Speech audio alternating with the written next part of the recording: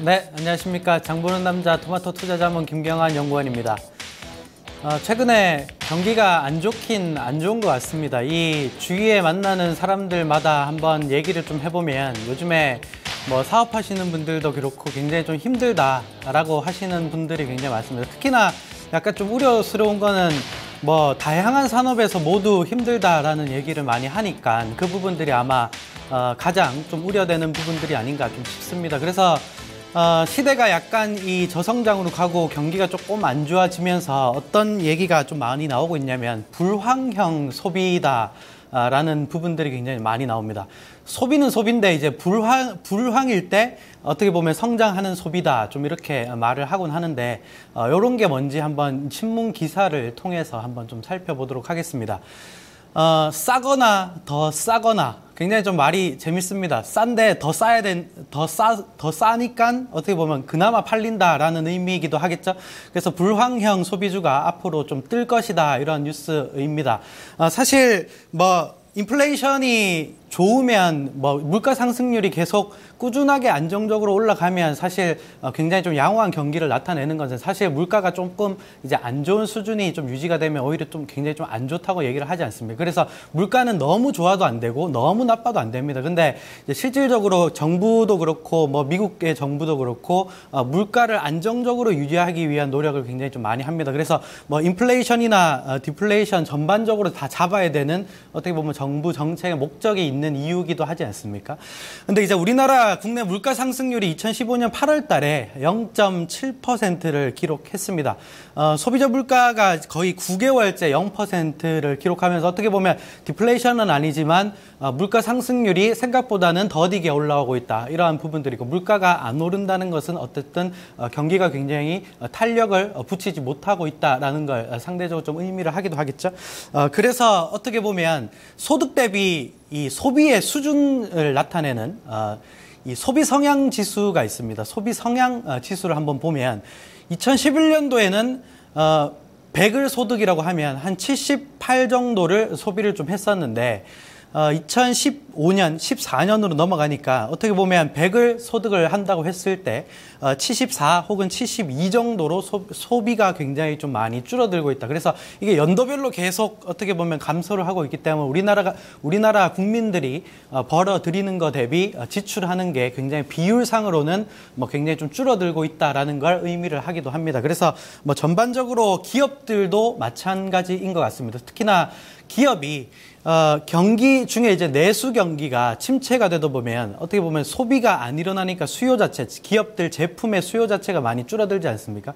그렇게 되면 기업들 같은 경우도 소비가 둔화로 시작해서 투자 자체를 굉장히 좀 하기 힘든 상황에 놓일 수밖에 없습니다. 그로 인해서 이제 사내 유보금이 굉장히 좀 많이 늘어나게 되는데 2014년 기준으로 우리나라 10대 그룹의 상장사들의 사내 유보금을 보면 503조 정도가 사내에 그냥 쌓아놓고 있다. 그러니까 이거를 투자를 하지 않고, 그러니까 투자를 하지 않는 게 기업들도 또 막연하게 기업들 욕을 할 수가 없는 게 투자할 데가 없는데 어떻게 투자를 하겠냐 이런 말을 많이 하거든요. 그렇기 때문에 어떻게 보면 소비가 침체되면서 기업들도 투자를 안 하게 되고 그래서 기업 안에 있는 현금은 계속 쌓이고 이거를 쓰지 못하고 투자를 하지 못하고 그래서 고용도 안 늘어나고 이런 이제 악순환이 지금 이루어지고 있는 것이 우리나라뿐만 아니라 글로벌 경기가 좀 아닌가 좀 싶습니다. 그래서 이런 상황에서 그나마 어떻게 보면 상대적으로 좀 나은 게 있는데 그게 바로 제가 오늘 말씀드릴 불황형 소비입니다. 불황이 많이 이루어지게 되면 사실 저가 제품이 굉장히 좀 많이 팔리지 않습니까? 약간 좀 비싼 고가의 제품들보다는 저가 제품이 좀 많이 팔리게 되고요. 그리고 뭐 마트에 가보면 이제 1+1 세일해서 붙여서 파는 게 상대적으로 더 많아집니다. 왜냐하면 사람들 어쨌든 소비를 하게끔 유도를 해야 되니까 유도 상품들이 굉장히 좀 많아지고 두 번째로는 이제 중고 거래가 굉장히 좀 많아집니다. 그러니까 새 거를 사기보다는 어떻게 보면 새 거보다 중고 뭐 크게 차이가 나지 않기 때문에 사실 약간 가격이 좀 저렴한 중고 거래를 많이 하게 되면서 중고 거래 시장이 좀 활성화될 수밖에 없고요. 그리고 세 번째로 보면 이제 필수 소비재 비중이 좀 확대됩니다. 이거 약간 좀 의아하신 분들이 좀 계신데 경기가 좋으면 뭐 외식하러 사 먹으러 가거나 그런 부분들이 좀 많아지는데 이 필수 소비재라고 하는 것은 기본적으로 우리가 하는 제품들에 대한 소비인데 그런 부분들로 다시 회귀하는 현상이 좀 나온다. 좀 이렇게 보시면 됩니다.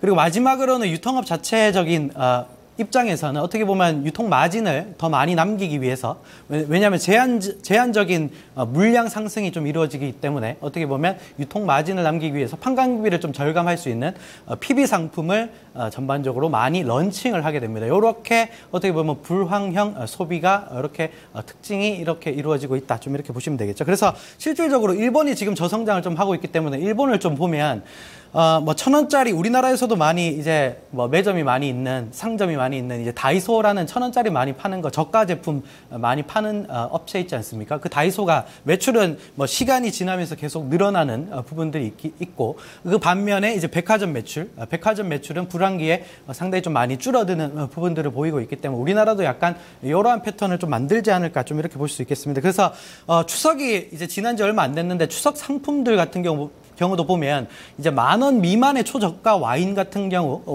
예전에 막 2, 3만 원 비싸면 10만 원 이상 가격의 와인들도 굉장히 좀 많이 팔렸는데 오히려 추석 때 10만 원 미만의 초저가 와인이 굉장히 좀 많이 팔렸다고 합니다. 이게 어떻게 보면 불황인 점을 좀 어떻게 보면 반증하는 부분들이 아닌가 좀 싶습니다.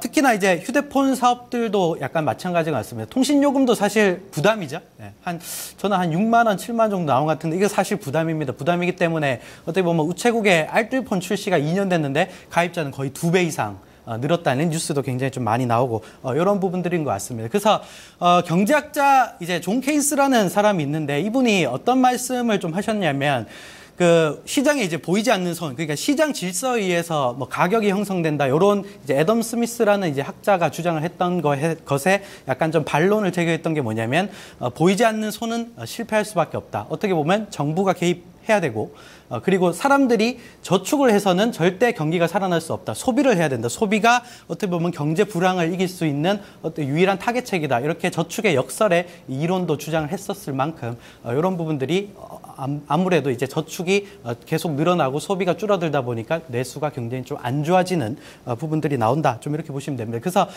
불황형 소비의 특징은 아까 말씀드렸듯이 저가 PB 상품이 확대되면 편의점, 마트 그리고 SPA 의류들이 굉장히 좀 많이 쓸 가능성이 높고요. 그리고 중고거래가 활성되면 뭐 인터파크 같은 이제 플랫폼 업체들이 상대적으로 좀 수혜를 좀 받을 수 있겠고요.